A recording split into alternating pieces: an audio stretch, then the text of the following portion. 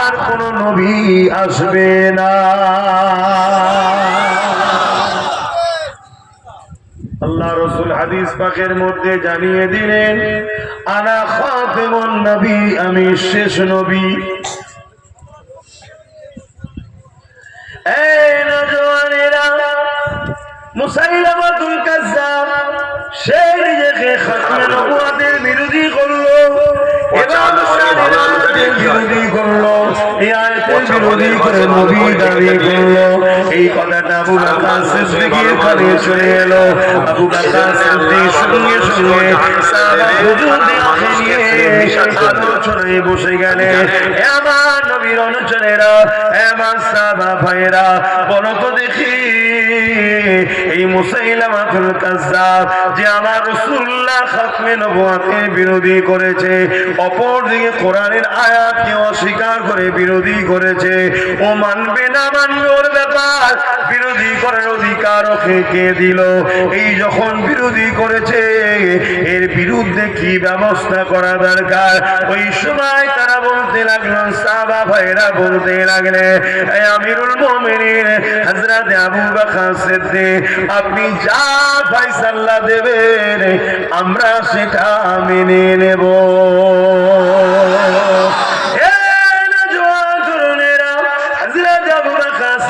বলতে লাগলে, আমি মুসাইলামাতুল কাজ্জাবকে প্রথমে বোঝাবো, সে যেন তার কথাকে উইড্রো করে না, সে যা ভুল বলেছে ওই কথাকে সেই যেন উইড্রো করে লাই ফিরিয়ে নেয়। এইভাবে আমি তাকে বোঝাবো। যদি সে না বুঝে কথাকে উইড্রো না করে নেয়, তাহলে আমার রাসূলুল্লাহ খাতমে নবুয়তের বিরোধী করার জন্য, আমার কোরআনের আয়াতের বিরোধী করার জন্য, আমার কোরআনের উপরে মিথ্যাচার করার জন্য, আমার আল্লাহ রাসূলের উপরে খাতমে নবুয়তের মিথ্যাচার করার জন্য, আমার কোরআনের আয়াতের মিথ্যাচার করার জন্য, অস্বীকার করার জন্য, বিরোধী করার জন্য আমি আবু বকর সিদ্দিক তার বিরুদ্ধে লড়াই করতে রাজি। সাহাবা হুজুররা সবাই রাজি হলেন, হুজুর আপনার কথায় আমরা সহমত। তাহলে ইসলাম কি বলছে, কেউ ভুল করলে প্রথমে তাকে বুঝাও। আমরাও বুঝাচ্ছি না, বুঝাইনি? আমরা তো দেশের প্রাইম মিনিস্টারকেও বুঝাচ্ছি, ভুল করছেন আপনি, কি বুঝাচ্ছি না বুঝাইনি? কিন্তু পাওয়ারের চোটে অন্ধকারে অন্ধ হয়ে গেছে, ক্ষমতার জোরে অহংকারের জ্যোতি অন্ধ হয়ে গেছে। সে ভাবছে আমি সব কিছু করে ফেলবো, সে জানে না একটা পাচাই ফুসকুড়ি হবে, সেটা এত ভয়ানক রূপ নেবে, আস্তে আস্তে সব শেষ হয়ে যাবে। কি এটাই তো দুনিয়া নাকি? তাহলে বিনার তো বোঝা দরকার আজকে দেশে মহল কি চলছে। মানুষগুলো চারিদিকে কাজ করতে গিচ্ছে, মার খেয়ে পিটিয়ে পিটিয়ে মেরে ফেলছে, কারণ মুসলমান হওয়া করুন হচ্ছে না, হয়নি? আজকে চারিদিকে বুলডোজার দিয়ে মসজিদ ভাঙা হচ্ছে না, হয়নি? তুমি দেশের মাথায় বসে আছো, তোমার তো এটা ভাবা দরকার। আমরা বুঝাচ্ছি, এখনো বুঝাচ্ছি, এই বুঝাবেন না, বুঝাবেন না? ইসলাম বলেছে বুঝাও, বুঝাচ্ছি। হযরত আবু বকর সিদ্দিক বললেন, ইসলাম তো জুলুম করার ইজাজত দেয়নি, আমি ওকে বুঝাবো, কিন্তু ও তো অন্যায় করছে, ও তো আমার ধর্মের উপরে আঘাত দিয়েছে, ও তো আমার কোরআনের উপরে আঘাত দিয়েছে, ও তো আমার রাসূলের খাতমে নবুয়তের উপরে আঘাত দিয়েছে। যদিও না বোঝে, তাহলে আমি ওর সঙ্গে যুদ্ধ করবো, লড়াই করবো। সাহাবা বললেন আমরা রাজি আছি। বলুন সুবহানাল্লাহ। বদরের ইতিহাস জানেন তো? বদরের ইতিহাসে কি হয়েছিল? আল্লাহ নবী একটা চুক্তি করেছিলেন, একটা চুক্তি। সেই জায়গায় রাসূল পাক সাল্লাল্লাহু আলাইহি সাল্লাম মদিনায় আছে, মদিনা থেকে সাহাবাদেরকে দাওয়াত দিচ্ছে, নবী মদিনা থেকে দ্বীনের প্রচার করছে।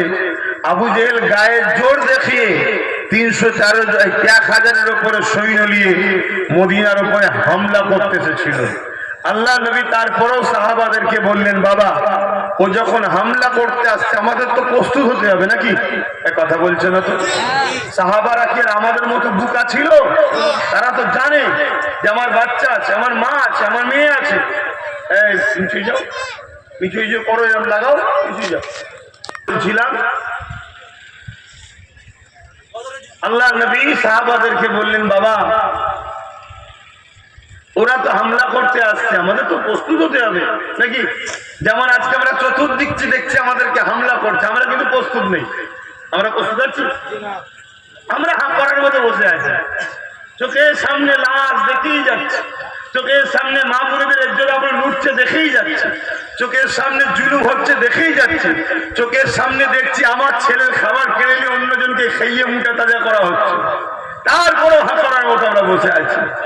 কিন্তু সাহাবা হুজুর যখন রাসূল বললেন, বাবা ওরা তো জুলুম করতে এসছে, সন্ত্রাসী করতে এসছে, অস্ত্র নিয়ে বেরিয়েছে, খবর আছে আমার কাছে, তো প্রস্তুত নাও, প্রস্তুত নাও।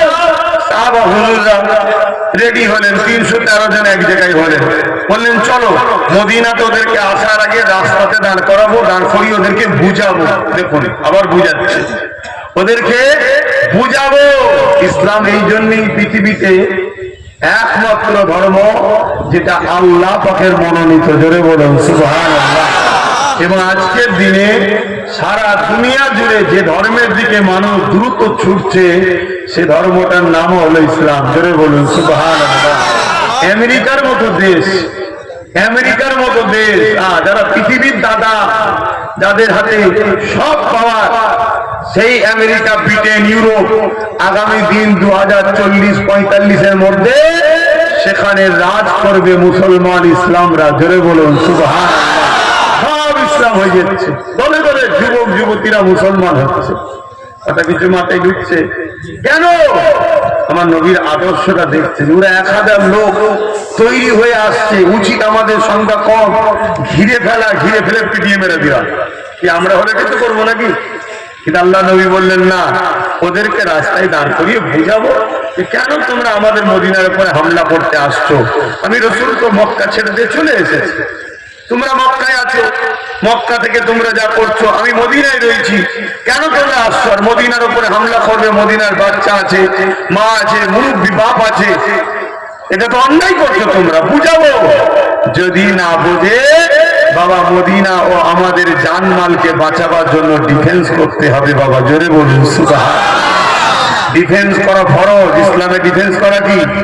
জান বাঁচানো ফরজ। আমার দেশ জান বাঁচাবার জন্য লড়াই করতে বলেছে না বলেনি? হ্যাঁ, আমার দেশের সংবিধানও বলেছে কেউ যদি তোমাকে মারে, দেখছো তোমাকে মেরে ফেলবে, তোমার জান বাঁচাবার জন্য ঘুরিয়ে তাকে ঝেড়ে দাও, অসুবিধা নেই। এটা দেশের আইন রে বাবা, কি জানেন না? কিন্তু তুমি যদি কারোর উপরে জুলুম করতে যাও, ওটা হবে সংবিধান বিরোধী। কিন্তু তুমি রাত্রিরে ঘরে আছো, বা ঘরে বসে আছো, বা গ্রামে বসে আছো, বা কোনো জায়গায় যাচ্ছ, আচমকা তোমার উপর হামলা করে তোমাকে ধারালো অস্ত্র দিয়ে মেরে দিচ্ছে, তখন তুমি বলবে নাকি ভাই মেরে যে আমি আইনের বিরুদ্ধে কাজ করবো না? এরকম বলবে নাকি? এর চেয়ে বড় মাথা মোটা পাগল পৃথিবীতে দুটো কেউ আছে? দেশ বলছে তোমাকে জান বাঁচাতে হবে, তুমি আত্মরক্ষা করার জন্য লড়াই করো, কথা বুঝছেন না? বলেন না, এটা তো দেশ রাইট দিয়েছে, আপনি টেনশন করছেন কেন? আর আমার রাসূল বলেছে জান বাঁচানো ফরজ, তুমি কাউকে মারতে যাও না, তাহলে অন্যায় হবে, জালিমের খাতায় নাম চলে যাবে, আর জালিম জাহান্নামে যাবে। জালিম কোথায় যাবে? জাহান্নামে। আবু জেহেল জাহান্নামে, উতবা জাহান্নামে, সাইবা জাহান্নামে, উমাইয়া জাহান্নামে, ইয়াজিদ জাহান্নামে। আর আমাদের গুলো জান্নাতে নাকি? এরা জালিম না? লাস্টের দিকে বলছি সময় যদি হয়, তাহলে রাসূল বললেন তাদেরকে বুঝাবো, যদি না শোনে বাবা মদিনার উপরে হামলা আমাদেরকে রুখতে হবে, ডিফেন্স করতে হবে। ঠিক তেমনই আবু বকর সিদ্দিক সেই নবী থেকে শিখেছে। তিনিও মুসাইলামাতুল কাযযাবের কাছে গেলেন, কিন্তু যাওয়ার সময় একা যাবে না, তৈরি হয়ে যাওয়া দরকার। বলুন বলুন কেন? মুসাইলামাতুল কাযযাব 90,000 সৈন্য দিয়ে পাহারা দিয়ে রেখেছে নিজেকে। কত?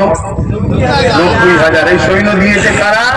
ইসলামের দুশ্মন রাষ্ট্রগুলো সাথ দিচ্ছে। 90,000 সৈন্য দিয়ে মুসাইলামাতুল কাযযাব পাহারা দিচ্ছে। কাকে? আল্লাহ নবী সাহাবী হযরত আবু বকর সিদ্দিক মাত্র 10,000 সাহাবা নিয়েছে। কত? 10,000 সাহাবা। আল্লাহ নবী সাহাবী হযরত আবু বকর সিদ্দিক চলে গেলেন, মুসাইলামাতুল কাজ্জাবের কাছে গিয়ে মুসাইলামাতুল কাজ্জাবকে বোঝাতে লেগেছে, এ মুসাইলামাতুল কাজ্জাব, কোরআন যেখানে বলেছে ওয়ালাকিন রাসূলুল্লাহ ওয়া খাতামান নবী, নবী পাক হলো শেষ নবী, তাহলে কেন তুমি ফিতনা সমাজের মধ্যে ছড়াচ্ছ? কেন মানুষের মধ্যে ঐক্য নষ্ট করছো? কেন তুমি এই কোরআনের আয়াতের বিরোধিতা করছো? কেন তুমি খাতমে নবুয়তের বিরোধী করছো? হে মুসাইলামাতুল কাজ্জাব, তুমি তওবা করে নাও, তুমি পরিবর্তন হয়ে যাও, ফিরে আসো, তুমি কথাকে উইথড্র করে নাও।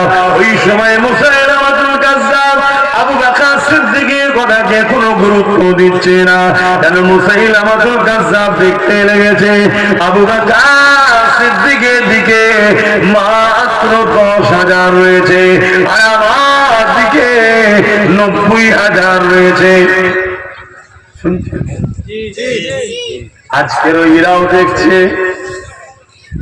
এত আমরা বুঝালেও শুনছে না, কেন এরা দেখছে নেতা আমাদের, রাজ ক্ষমতা আমাদের হাতে, সব আমাদের, ম্যান পাওয়ার আমাদের, মানি পাওয়ার আমাদের, রাজ পাওয়ার আমাদের, এই সুযোগে মুসলমানদের ছেড়ে দে।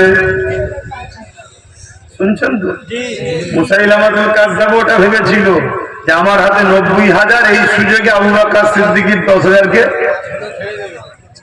আর আজকে এরাও ভাবছে আমাদের হাতে সব এই সুযোগে ছেড়ে দে, কিন্তু এরা জানে না, এরা জানে না একবার যদি উল্টো ঘোরা শুরু হয়ে যায় কি হতে পারে। কি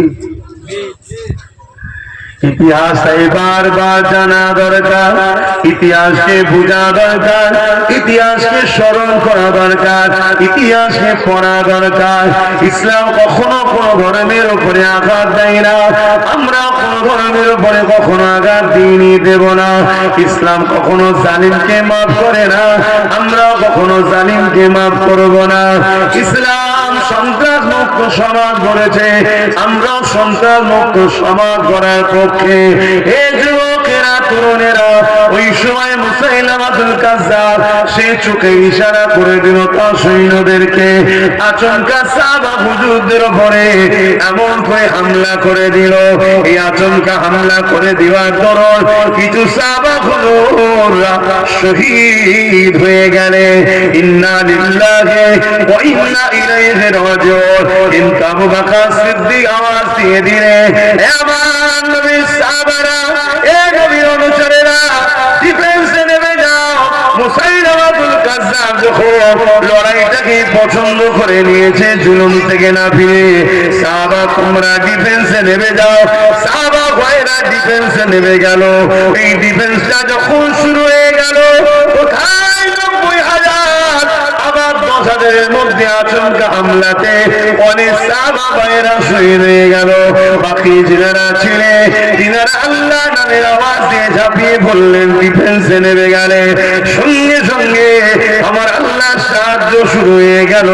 রেজাল্টটা কি হলো? রেজাল্টটা কি হলো? রেজাল্ট যা হবার তাই হয়েছে। সংখ্যা কম হতে পারে, সাহাবা হুজুরদের অন্তরে ঈমানের পাওয়ার ছিল, আল্লাহ নবীর জন্য, আল্লাহর জন্য মরবে এই উৎসাহিত ছিল, এই কুরবানিটা তাদের দিলের মধ্যে ছিল, মরণের ভয় তাদের কাছে ছিল না। তাই ঈমানের জোরে আল্লাহ সাহায্যে সাহাবা হুজুর দিগকে আল্লাহ পাক বিজয় দিয়ে দিলেন।